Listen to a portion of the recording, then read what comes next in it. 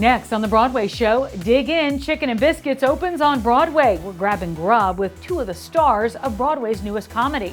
Plus, we need to talk about Kevin. I'll chat with Eric Petersen, the Broadway star of a new TV show that's coming back for season 2. And he's one of the boldest, most original new voices in theater. We're catching up with playwright Keenan Scott II to talk about his new play, Thoughts of a Colored Man. I'm Tamsen Fadal, and this is the Broadway Show. We are ecstatic every week because Broadway is back, and I'm so glad you could be here with us for the Broadway Show. I'm Tamsen Fadal. Chicken and Biscuits just opened on Broadway. It's a new family comedy from Douglas Lyons, his Broadway playwriting debut. This is crazy. Before the pandemic hit, we were in Queens in a black box, and now we're on Broadway. And it's crazy to say that, but it's happening. And so I'm learning to own it and celebrate. Celebrate, celebrate, celebrate. It is a hug. It's a Broadway hug. It is a lot of world and real issues, but shrouded in comedy. And you're laughing every minute. And then all of a sudden there's a turn, and you find yourself crying. And you find yourself, oh my God, I know that person. The audience is very diverse. There's lots of different kinds of people that come to see this show. And I think that maybe, they wonder, like, will I get everything? Or maybe people wonder, will they get everything about other members of the audience? Within minutes, and definitely by the end, it is a congregation. It is one congregation of people on the same page, watching the same play, laughing at the same things. It's important for American stories to be told. And right here, right now, we deserve it. We deserve it. We have put in sweat, hard work, and a bunch of tears for this country. We deserve for our stories to be told. And we are here, baby. We are here, and we ain't going back. We ain't going nowhere else. We're going to continue to tell our stories. Paul Wontorek and Charlie Cooper sat down at the dinner table with two of the stars of Chicken and Biscuits. Both Ebony, Marshall, Oliver, and Alana Raquel Bowers are making their Broadway debuts in the comedy, which is set at a family funeral. We met up with the ladies at Mom's and Hell's Kitchen for a catch-up and some delicious soul food.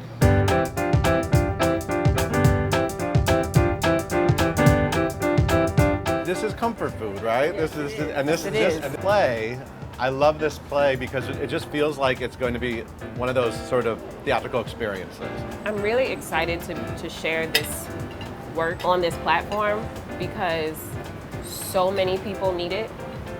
And hopefully with Broadway, being shut down for a year and a half, people will be flocking back. And it's exciting to know that they can have an option of laughter and love, but also like intimacy as well. Because it's a play, it's not a musical, it's not a spectacle, it's not, you're in the story with us. What's interesting is that the Black church, and I feel like the Black table on a Sunday it feels like a sacred space. So what would you guys particularly like for them to get out of this?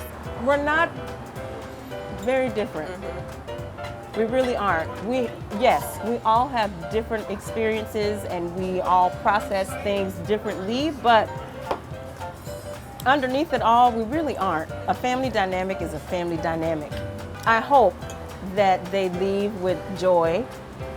I hope that they leave seeing Black love and Black joy on display, and I hope that they can see themselves no matter who they are in our story. This is not your average kitchen sink. It is not actually a kitchen sink drama.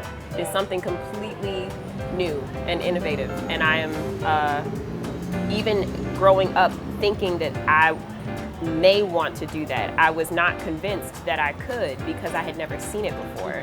And I'm just excited too for the littler versions of myself to come and see this thing that I had never grown up seeing. There's such power in comedy. Yeah. A lot of times I feel like people want to tell these dramatic stories, and people just want to come together and laugh and see themselves and see people they know and have that communal experience. There's a lot of power in that. Sometimes that's much more powerful than something that maybe looks on the page like important. It'll really feel like we're at church. Yeah. And I enjoy having audience participation. Yeah. because it ignites something. You know what I mean? That whole back and forth is Call and response. that call and response. Yeah. It's incredible, and it's how I grew up. I was going to say, if there's anything specific about this show that is exciting to watch on Black Bodies, it's the call and response. Yes, That's that's just for me. That's how I grew up, and this is my Broadway debut, but I feel like I am coming home. Yeah. If that makes any sense. Yeah.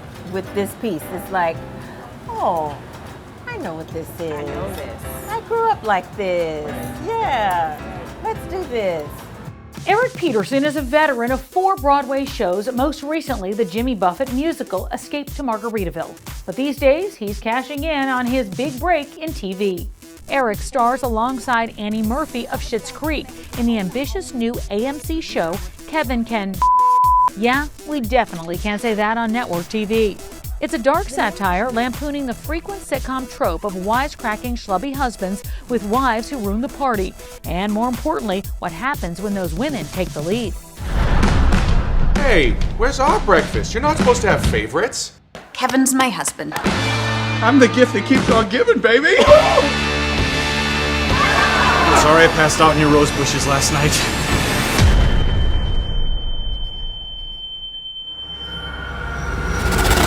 Oh, Miss Hercules over here. You got a new show, and I'm actually not allowed to say the name of your show, but you're allowed to say the name of your show.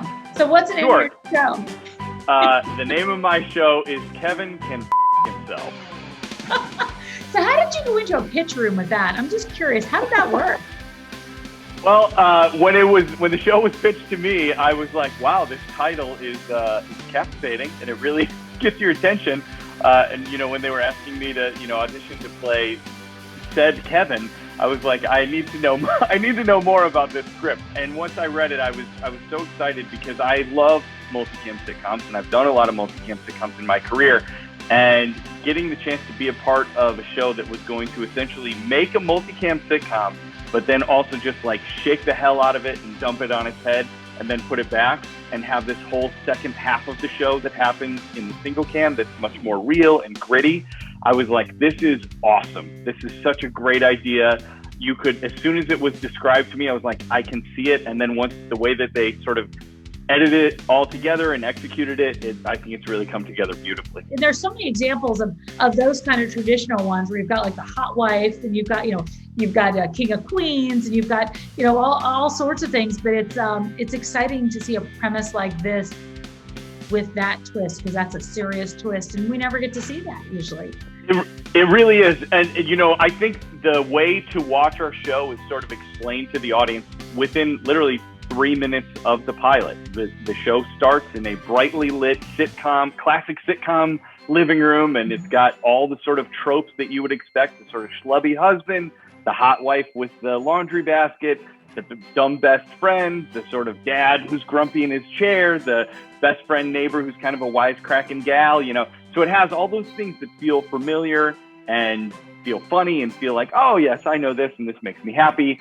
And then as soon as Allison, played by the brilliant and wonderful Emmy-winning Annie Murphy, leaves the room, we follow her, and it's like, boom, smash cut, and you see that kitchen door close, and you see the camera zoom into her face, and you see all the cracks of the house, and there's cockroaches, and it's dimly lit, and there's no laugh track, and you really see her reality, and then the show goes back and forth between the two really beautifully. Are those two totally different sets, or what do they do? And then they just make one, or is it just the way it's filmed? It's just the way it's filmed. That's what's so trippy about it is, all of the dimensions of everything stay exactly the same.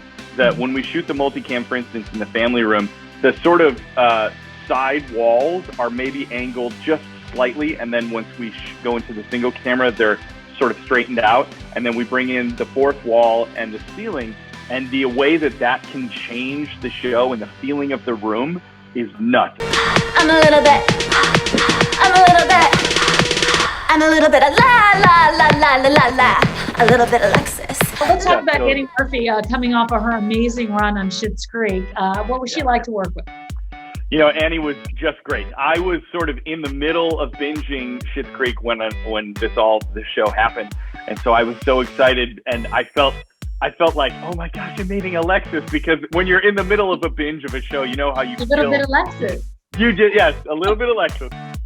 And you really feel like you know these characters like deeply, and so when I met her, I was so happy to see that she's not Alexis, she is Annie Murphy, but she is so sweet and so funny and so smart, and she's such a great leader of our show, and you know, she's just a kind person. She's very Canadian in that way, that she's just kind and looks you in the eyes and is professional and polite. So she was a dream to work with.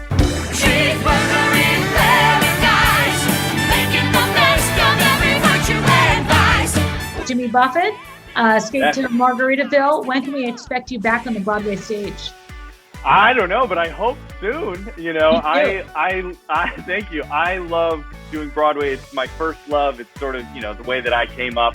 So there's never any sense in my mind that would be my last Broadway show. Like I view my career as like, I do Broadway and I do TV and film. And so like, whatever project comes next, I go there, but I am hopefully, fingers crossed, we'll be doing something again, hopefully very soon. One of the first new plays to open on Broadway since the shutdown is Thoughts of a Colored Man. That show just made its debut in October, opening to standing ovations.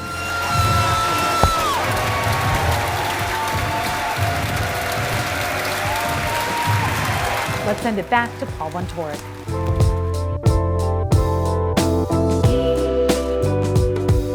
How does it feel to know that your play is coming to Broadway? It's on a Broadway marquee. It's really happening. What are the emotions right now leading up to this moment? Ooh, a little bit of everything. You know, this play has been a 15-year journey. I started writing it when I was still an undergrad, my sophomore year. So it's very overwhelming. And being a New Yorker and being from Queens, you know what Broadway is, right? I've walked the streets plenty of times. I've got off at Port Authority millions of times. But to have a marquee on Broadway, a few theaters up from Lion King, I couldn't fathom that. Now, if you want to get attention on Broadway, a title, Thoughts of a Colored Man. I mean, you put that's an attention-getting title. Yeah, so we had to shorten it actually. So the original title was Thoughts of a Colored Man on the Day When the Sun Set Too Early. Talk about sort of the use of that phrase. The colored man is definitely something we don't hear often. So then to see it as a title of a play and as a celebration of these men. Absolutely. Why did you intentionally want to put that title on Broadway? You know, I wanted a visceral response. Yeah. And historical context, we know that word at one point in time caused a visceral response. And this play is all about presenting stereotypes and turning those stereotypes on its head, and showing that the black man is multifaceted, that he's not a monolith. So like how we was labeled with being colored during those times, this show is about being labeled. So I wanted to use that word because I knew once you saw it, you would have a certain feeling about it. And it also sounds like there's a lot of humor. There's a lot of drama. It really just feels like it's the whole range of emotions. It's the full range of human emotion. And I know a lot of times when stories come from a black lens, people usually expect to see or hear a certain type of story. And this is so not that, you know, just like anybody else, you will see love, you'll see joy, you'll see happiness, you'll see pain and sorrow as well, but you'll see that full range throughout this play. So hopefully people will laugh and they'll cry as well. I read that you actually didn't grow up seeing that much theater. It sort of came to you a little later, right? Later in life. My first introduction to the stage was through my poetry, doing, you know, spoken word competitions and things of that nature, open mics. But really, I grew up just a fan of film. I'm a huge Spike Lee fan, so he's very much so influenced how I approach my characters, because I felt his characters were so vibrant in his movies, and they were characters that I could relate to, because as you know, most of Spike Lee's movies are based in New York, and I'm a big lover of hip hop. You know, big fan of music. So really that was my early inspiration as far as with storytelling, and I read a lot of poetry growing up, but I really didn't really dive into theater until I went to college to study acting in undergrad. What do you love about sort of what you can achieve in a play for theater audiences that's unique to it? For me, at the core of all my work is empathy.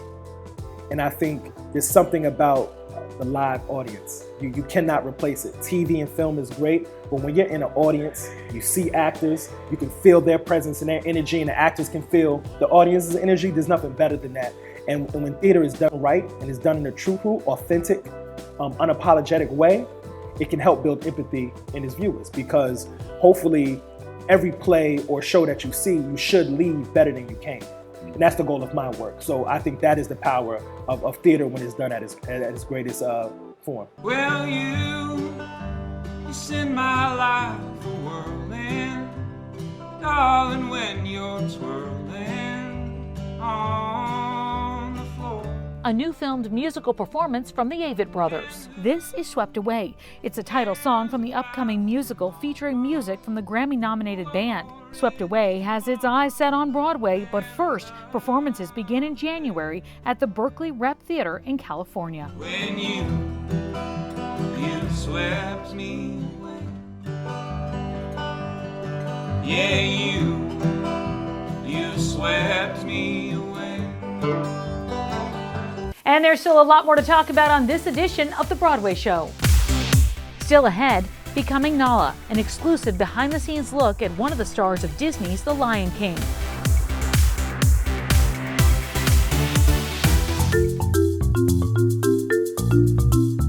It is one of Broadway's longest-running musicals, and when Broadway returns, so will The Lion King and Adrienne Walker as Nala. Before the shutdown, we got a behind-the-scenes look as she becomes the lioness heroine in this week's character study.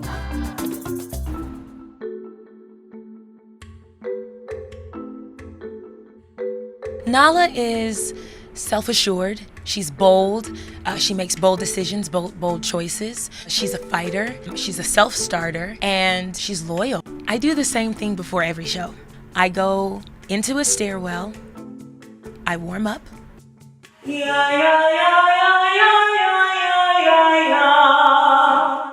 I go up to makeup mid-show.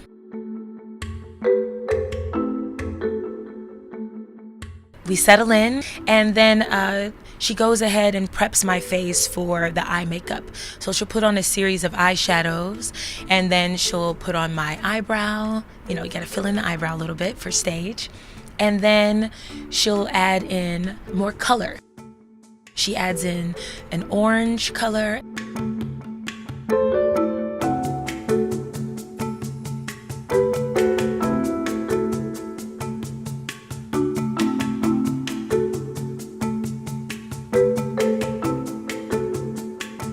And white dots, and basically encircle my entire face.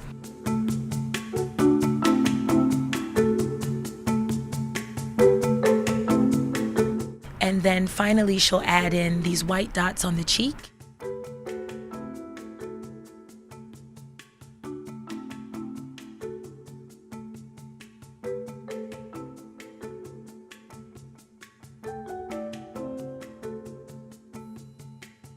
I head over to wigs, and I am fitted with a head mask that is the Nala head mask, and that's the base of that is covered with a wig that is cornrows.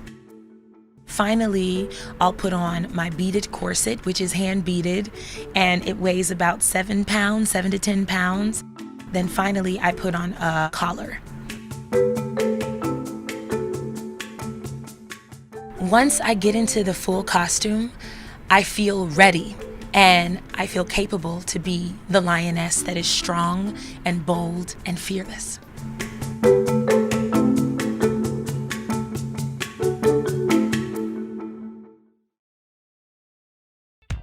A new book about Broadway features interviews with some of the brightest stars of musical theater, including Jonathan Groff, Brian Stokes Mitchell, Christian Borle, and more. It's called A Wonderful Guy. We caught up with the book's author, Eddie Shapiro. Career-encompassing conversations with the great men of musical theater. And for the reader, the goal is that you get to be a fly on the wall as these guys talk about what it means to be who they are and do the work that they do and be part of the community that they're part of. So Nothing Like a Dame was the first book. And then after that one came out, I had the idea percolating in my head that it was time to do the men for quite a while. We started at the very beginning. When did the bug bite? To today. Writing this book was an absolute honor. I grew up reading these kinds of books, so to be able to add to the canon, I feel really appreciative to have had the opportunity.